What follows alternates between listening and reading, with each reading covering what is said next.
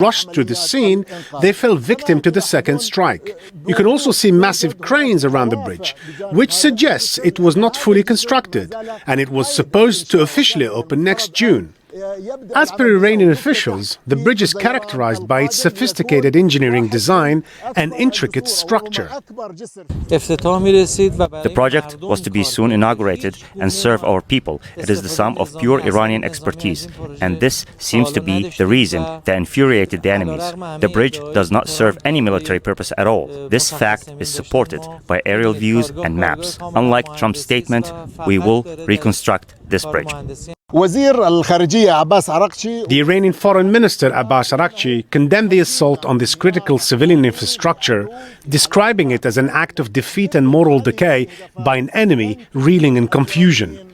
Such attacks cannot force the Iranians to their knees, he added. Araghchi also pointed out that any damage can be repaired, but what cannot be repaired is the damage suffered by the US's name and reputation in the global arena. Iran strongly condemns the deliberate attacks on civilian infrastructure.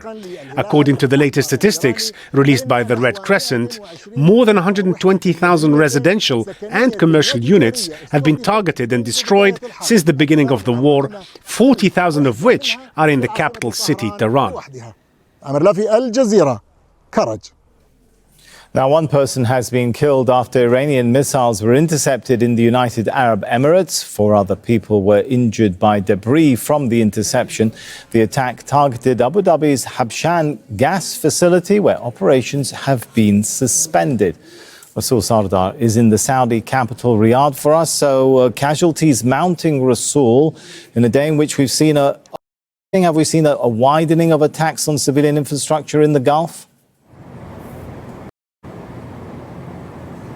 Indeed, Sami, so particularly in the United Arab Emirates. So according to the Abu Dhabi media office, an incident has happened in Habshan gas facility, and there has been an interception. So from that interception, a debris fell, and as a result, according to the media office, an Egyptian national tragically lost his life during the evacuation of the sites, and also in the same statement saying that 4 individuals also sustained minor injuries. So we're talking about 1 person being killed and 4 people injured. And that is not the only injuries that has happened today in Abu Dhabi, in United Arab Emirates. So earlier today also, the media office of Abu Dhabi have said that 12 people were injured from the debris falling from the interception in area of the capital, Abu Dhabi. So, Sami, here, now that we are talking about the people who have been killed and injured in total so far since the beginning of the war, adding these new numbers on, so 13 people have been killed and between 215 to 219 people injured.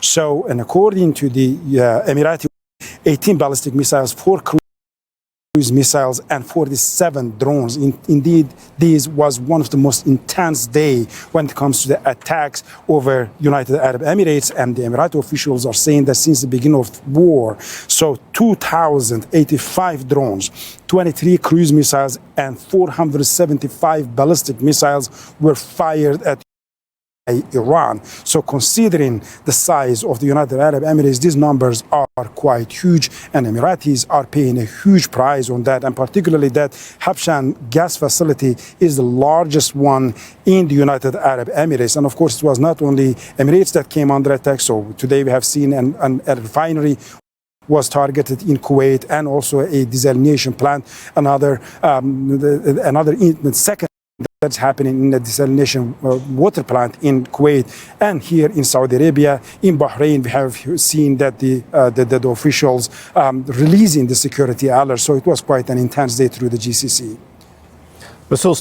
Because I want to bring us up to speed with the latest on the Straits of Hormuz. That's, of course, where a significant portion of global shipping has been paralyzed because of the war. And US President Donald Trump is saying now that America can open the strait easily and make money by taking Iran's oil. In a Truth Social post, he said, with a little more time, we'll easily open the Hormuz Strait, take the oil and make a fortune. He goes on to say it would be a, quote, gusher for the world. At the same time, some ships are transiting the Strait of Hormuz without U.S. involvement. For the first time since the start of the war, a French vessel has crossed the strait, following a route approved by Iran. The container ship Kribi passed between Qashm and Larak Islands, now off the coast of Oman. Vessels linked to the Philippines, Japan, China and Russia have also been given safe passage.